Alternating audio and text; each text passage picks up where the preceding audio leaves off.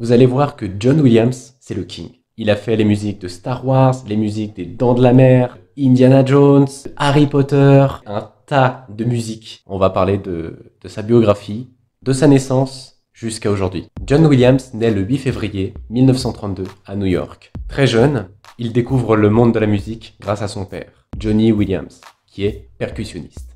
Le père de John a travaillé à la radio et aussi en tant qu'artiste d'enregistrement à New York et à Hollywood. Dès son enfance, John développe très vite des aptitudes pour la musique. À ses 7 ans, il apprend à jouer du piano et dans son adolescence, il fonde un groupe de jazz. Par la suite, il continue et il va même commencer à composer ses premières musiques au piano. Vous l'avez bien vu, John est déjà à fond dans ce qu'il fait. En 1948, la famille Williams déménage à Los Angeles et c'est là que John va se perfectionner. Il va suivre des cours à l'UCLA. C'est compliqué à dire. Les années passent et notre cher John grandit et devient majeur. Et à cette époque, qui dit majeur dit service militaire.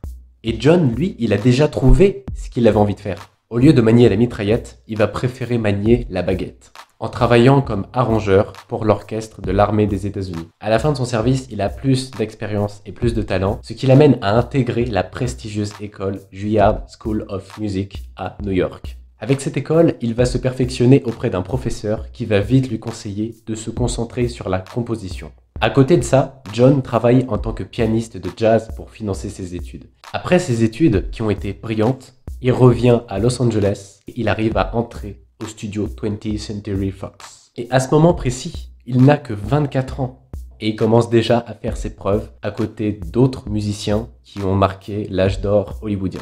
Une de ses premières missions va être d'accompagner Marilyn Monroe qui chante dans le film Certains l'aiment chaud. Dans les années 60, il va faire beaucoup de musique pour des films qui sont à l'heure d'aujourd'hui classiques, mais principalement il va composer pour la télévision. Dans les années 70, il franchit la porte pour entrer dans une nouvelle période du cinéma, le nouvel Hollywood. À ce moment-là, beaucoup de films marquent la fin de la période d'âge d'or d'Hollywood et va faire naître une nouvelle ère qui, elle, va plus laisser de place pour les auteurs. C'est donc à ce moment-là que de grands réalisateurs apparaissent. Et parmi tous ceux qui commencent à se montrer, seulement 2 réalisateurs vont être importants pour la carrière de John Williams. On a d'un côté Steven Spielberg et George Lucas. En 1968, le nom de John Williams commence enfin à résonner. Il obtient sa première nomination aux Oscars pour le film de Mark Robson, La vallée des poupées. C'est donc une grande période qui débute pour John. Nous sommes en 1971. Un violon sur le toit de Norman Jewison cartonne et vaut à John Williams sa première récompense suprême. Il reçoit son premier Oscar pour la meilleure musique de film. À ce moment-là, il devient une valeur sûre à Hollywood. Son style grandiloquent et très opératique tape dans l'œil de beaucoup de réalisateurs. Et c'est de cette manière qu'il va composer la majorité de ses musiques de films pendant les années 70. Mais cet aspect-là, c'est surtout pour les films de catastrophe. Il y a l'aventure du Poséidon, Tremblement de terre ou encore La Tour infernale que certains peuvent connaître. Impressionné par son travail, Steven Spielberg va faire appel à John Williams pour composer la musique de son premier long métrage, Sugarland Express. Ce long métrage marque le début d'une collaboration incroyable entre Steven Spielberg et John Williams. Nous arrivons en 1975 et c'est à ce moment-là que Spielberg réalise Les Dents de la Mer. Sauf que les conditions de ce tournage sont difficiles, parce que le requin, qui est mécanique, est inutilisable. À cause de ce problème, Spielberg est obligé de réfléchir à un nouveau moyen permettant d'instaurer la peur dans son film, sans même que l'on puisse voir le requin. C'est là que John Williams intervient et complète à merveille le travail de Spielberg. Il arrive à composer une musique qui est tendue et angoissante, et qui arrive à marquer les esprits, notamment lors de l'attaque de requin. À sa sortie au cinéma, c'est un grand succès, et ça va valoir à John son 2e Oscar et son premier Golden Globe. Comme je l'ai dit tout à l'heure, le duo devient inséparable. Et là, John Williams est encore engagé pour le prochain film de Spielberg que beaucoup connaissent, Rencontre du troisième type.